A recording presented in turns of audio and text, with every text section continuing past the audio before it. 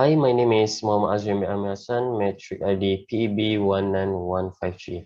And now I would firstly introduce to you about our company background and stakeholder for the company that we have choose, which is Gamuda Land. So firstly is the company background of Gamuda Land. So Gamuda Land is established in 1995 and it is the property development arm of Gamuda Berhad. So Gamuda Group stepped into the real estate industry by founding Gamuda Land and taking advantage of the booming market. And the first township development by Gamuda Land is the Kota Kuning, and since that Gamuda Land has been steadfastly building up a proven track record of delivering innovative developments and creating holistic, sustainable communities, be it vertical or township communities. And Gamuda Land is always focusing on the quality of products, competitive pricing, and their services. Gamuda Land also strives to move its working place towards the Industry 4.0. And next is the Gamuda Land policy, which is focused on the talent acquisition, adopting Industry 4.0 technology, youth empowerment, and lastly, emphasize on corporate transparency. So Gamuda Land policy is actually the key to success of Gamuda Land on building the legacy of excellence within the industry.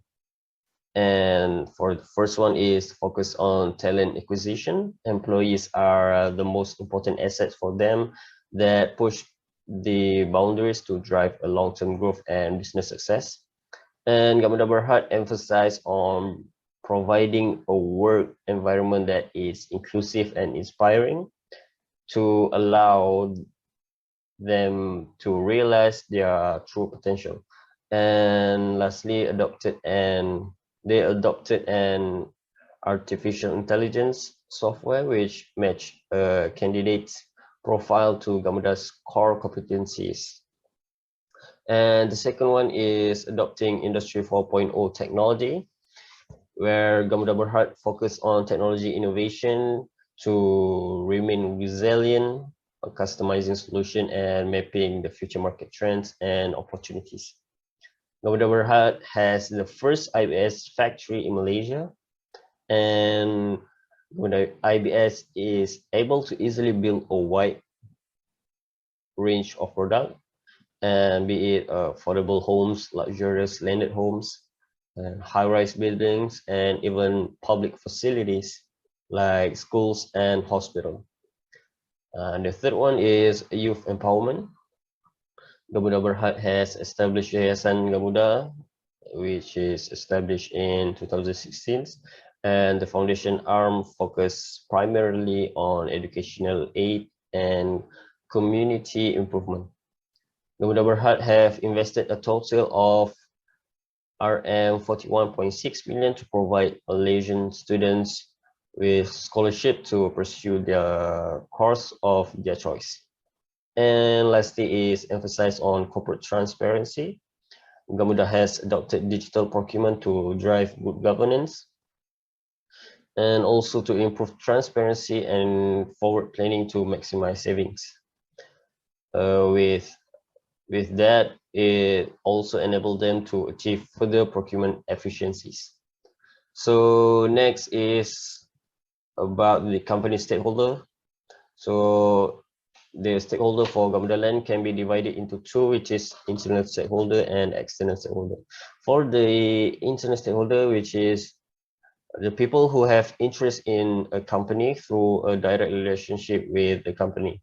So for example, although the stakeholder of Gamuda Land is not limited as shown here, and I just provided some of the example, which is the CEO, the board of directors, the management, managers, and also the project team.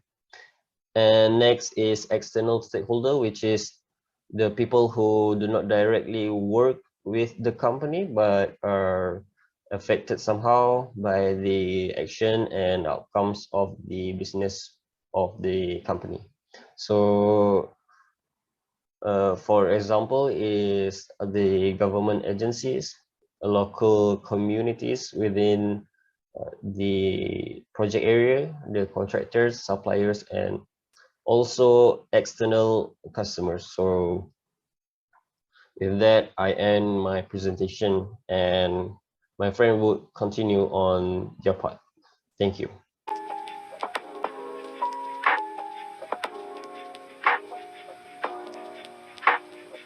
Assalamualaikum, Doctor. My name is Siti Aisyah Binti Abdullah, Matric ID PB19150. I am going to continue the presentation on 10 stakeholder issues or conflicts and their roles. So the first issue is the poor communication among stakeholders. This issue can arise due to the lack of communication between superior and workers, colleges' attitudes towards site workers, and the workplace stress. If there is any precaution steps taken, this issue will be more serious and leads to misunderstanding and project delays. Therefore, to minimize this issue on the workplace, project managers play crucial roles to encourage communication and creativity among workers by establishing a communication chain of command, choose the right communication method for discussion, and be clear and concise in giving instruction. The second issue is the bribery and corruption. Bribery is a form of corruption which is a common unethical issue in the construction sector. This bribery usually happens between supplier and employee, where one party will give something to gain other benefits. This issue will occur due to personal greed towards money, one easier works in getting project approval, and lack of ethical standards. If this issue is always being practiced by the company, it can ultimately affect quality of final construction, where the finished outcome will not be as expected and future problems will occur. Therefore, to minimize this issue, the Gamuda Land has practiced the high standard of ethical and integrity in their business to its employee, contractor, and supplier by restricted towards anti-bribery and anti-corruption. Third stakeholder issue is poor management strategy in managing project risk, which leads to inefficient of safety environment at the construction sites. These accidents happen are due to the worker fall from the building site, the absence of safety training at site, lack of safety awareness, and inefficient of safety regulation and legislations. From these situations, the employees will feel unsafe and start to show withdrawal behavior. Therefore, project managers should implement and practice the efficient safety environment at the workplace by requiring efficient OSH management to reduce the accidents and fatalities occur in construction sites, since they are the expert in managing these safety issues. Another stakeholder issue is the project sponsor withdrawal. This issue can happen due to many complaints toward the project, such as the cracking problems. In these situations, the sponsor will not be satisfied as they are afraid they're not getting the project benefits in return, their name will be tarnished and need to spend more money to help the company to fix it. However, the right way the project sponsor can do is by always getting informed of the current project progress and actively interact by giving best opinions to overcome the problems based on their prior knowledge and experience. The next issue is shortage and delay in material supply. This issue will usually happen during a situation where the demands are high and inconsistent. From this situation, it will cause difficulties and delays in material supply as certain materials are imported from overseas and the supplier will be unsure on the order patterns, which leads to shortage due to the wrong estimation order. From this issue, it causes a serious impact to the construction project as the project will be delayed. To manage this issue, the supplier should beware on the market situations to analyze the pattern of demands currently, so they are able to prepare the right order quantity in whatever conditions. The next issue is poor quality materials. Due to the poor quality materials, which is commonly happen when the company decided to buy materials from another supplier. From this, the company unable to know the materials quality provided by them. Deal with the material might be lack of durability, which leads to the end result will not be as expected, cost more to fix back the project, and the company's reputation being tarnished. To mitigate this situation, the project team must conduct analysis on the potential suppliers' performance before proceeding to dealing with them. Besides, the supplier needs to be honest and have integrity in providing the best material to its customer based on what they want. The next issue is management lack of leadership skills. Most of failure projects happen is due to its management lack of leadership skills to push their teams to strive for excellence. This happened due to the manager having a communication issue, bad attitude, problem in managing employees, lack of responsibility, and no initiative to improve themselves. From this, they are unable to control, manage, and motivate their team to do the work correctly, which leads to poor employee engagement, low organization productivity and profits, and waste time and opportunities.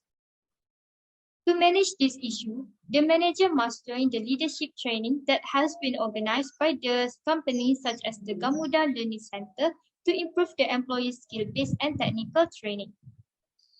The next issue is the potential long-term traffic issue. As we all know, most of Gamuda Land's projects are carried out in Selangor, which is the most country having traffic congestion in Malaysia.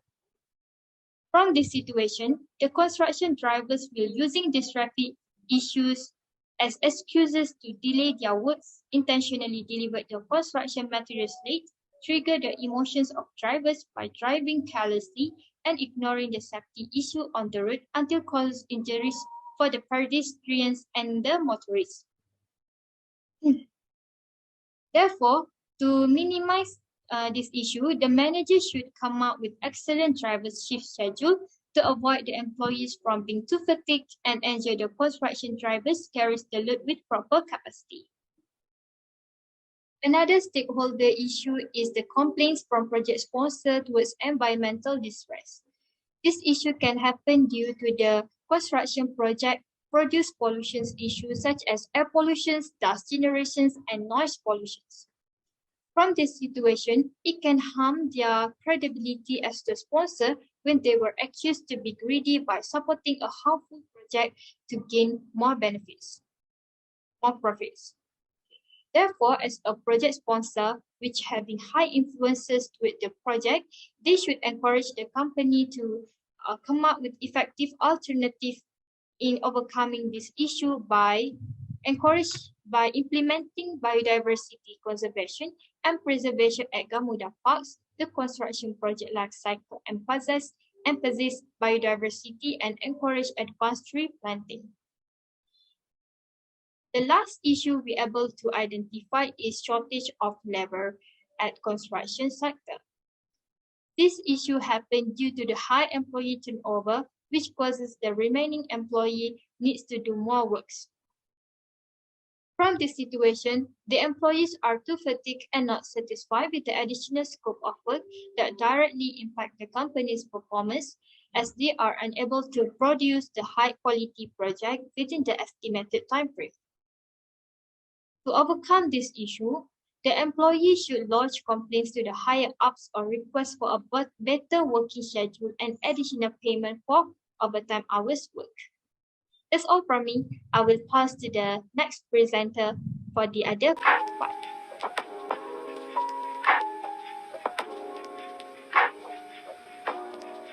Assalamualaikum and good days to all. My name is Nuha Binti Muhaimin, PB191052.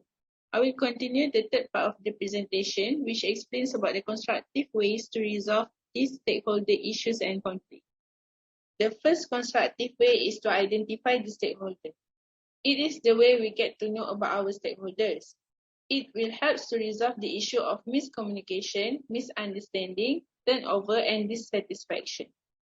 This is because by identifying who our stakeholder is, we get to determine what they expect from the project and how they could influence our project first. Different stakeholders has different influence to the project. Identifying the stakeholder is not one-time way to be done. It has to be continuous throughout the project. Identifying also results in better management of expectation for both the company and the project stakeholder. The second constructive way is to analyze the stakeholder. Same like identifying, analyzing is also a continuous process throughout the project. It helps to avoid issues like miscommunication or dissatisfaction. Moreover, analyzing helps to plan the best communication and engagement for our stakeholder. As we all know, stakeholder needs to keep satisfied, manage closely, monitor, and keep informed. It also gives us the slight estimation on our stakeholders' attitude. We also get to know if the stakeholder is in the support or opposition group for our project. The next way to resolve the stakeholder issue is by communication. Communication is a crucial part of stakeholder. Communication can help to build trust and improve the relationship between the stakeholder.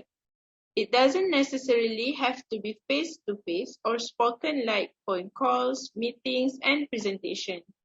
It could also be in form of report, emails, and calculation. We need to figure out their preferred way of communication. Some might love a formal way and some might love informal way, like over a meal, meet at a cafe, and at the leisure event. An effective way of communication is by figuring out how frequent they want to be updated. The fourth constructive way is to engage with the stakeholder. It is a method of identifying, analyzing, planning, and executing actions aimed at influencing the stakeholder. This method could resolve and avoid uncertainty, dissatisfaction, inconsistency, withdrawal, and resistance to change. We need to obtain approval and support from stakeholders in every decision that we make for the project. We also have to make sure to minimize their objection. The example of approaches for stakeholder engagement are by partnerships, participation, consultation, push communications, and pull notifications. By doing this, we actually share the knowledge, expertise, and experience from the stakeholder to help develop the solution. That's all from me. Thank you.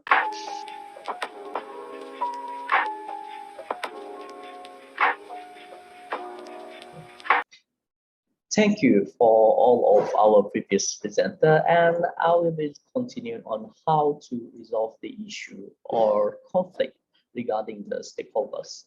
First of all, let me introduce myself. My name is Muhammad Farhan bin Yusoh, ID metric PB19149.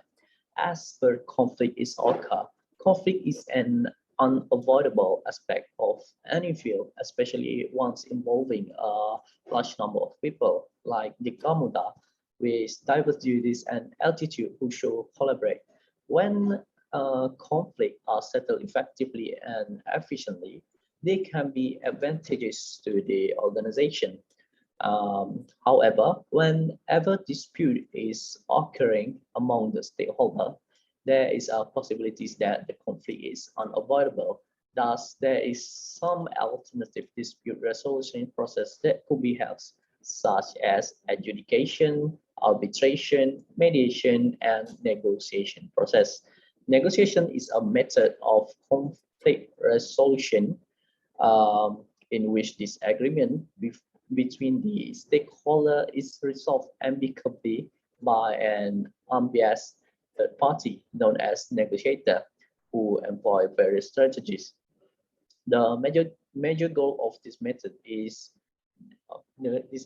of dispute settlement is for the parties to reach a fair and agreeable agreement. The party argue with each other until they achieve an agreement that is acceptable to all parties. Secondly is the mediation process. Mediation is a form of dispute resolution in which a mutually agreeable solution is reached with the assistance of neutral third party called as the mediator, rather than going to court. As a result, mediation is a procedure in which the parties have complete control over the term of their ultimate agreement. The mediator role is limited to a facilitator and does not influence with the dispute resolution. As a result, it is a win-win situation. Next is arbitration. In an instance of arbitration, the arbitrator arrives to a decision after considering the disagreement. An arbitrator decision is final and binding on both parties. Compulsory arbitration occurs when the parties to a dispute agree to arbitrate either because of stature, a court order, or specific clause in the conflict between the parties. In an instance of voluntary arbitration, however, it is up to the parties' decision whether or not to enter into the arbitration. Lastly is adjudication, which involves the court. Stakeholder disputes are frequently complex and costly, but adjudication tends to cut through the complexity um, by providing a quick and practical answer, which a process typically taking 28 days from adjudicator selection to final judgment, saving time and money. So next is value management. The issue that may occur among the stakeholder is they may feel demotivated or dissatisfaction with organization current achievement. This may be caused by poor management by the organization in managing the stakeholder needs or interests. Value management is focused with achieving and maintaining the desirable balance between stakeholder demands, wants, and resources required to meet them. Stakeholder value judgment differs, and value management balance competing goals in order to provide the best value for all stakeholders. The ability to offer satisfaction to all stakeholders is a major benefit of using value management for stakeholder management technique. And for the last part for me is the corporate social responsibility. In general, corporate social responsibility or CSR is linked to how well the firm treats their stakeholders in order to describe the additional demand on commercial organization and their executive. Every organization have a diverse sets of internal and external stakeholders, as said by Azreen, and each of it has its own strong interest in the firm's success. CSR can be divided into several stakeholders group, and here I will include three of them, which is the employee, customer, and supplier. As for employees, employee-friendly organization policies and practices are regarded as a better CSR indicator for the employee. A corporation that values its employee will devote resources to improve their well-being. Employers are required to respect the right of their employee at the very least. Poor working condition, lack of equal opportunity, in the other hand, have repeatedly drawn the attention of the media. CSR toward employee is enhanced by addressing such concerns. So next is CSR toward the customer. Company ability to produce improved products or services while keeping the proper quality and price is measured by its CSR towards the customer. Addressing challenges like unhealthy customer consumption patterns, customer safety while using product, and ethical advertising improve CSR toward the customer. Lastly, but not least, is the CSR toward the supplier. Company CSR toward supplier can be improved by assuring ethical purchase of raw materials by suppliers, ethical transaction with suppliers, and eradication of child labor or human rights violation at supplier sites. So that is all from me. Thank you, and I will pass to our next presenter.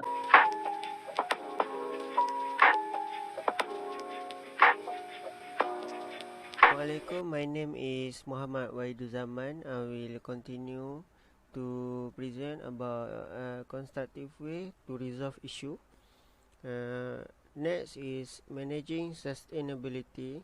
Sustainability is very much related to social responsibility and ethics, although the term has many meanings depending on one's perspective. A pragmatic process for implementing sustainability practice must be followed within the business. This process is not so different from other process in that it involves planning, implementation, evaluation, and reporting. Next is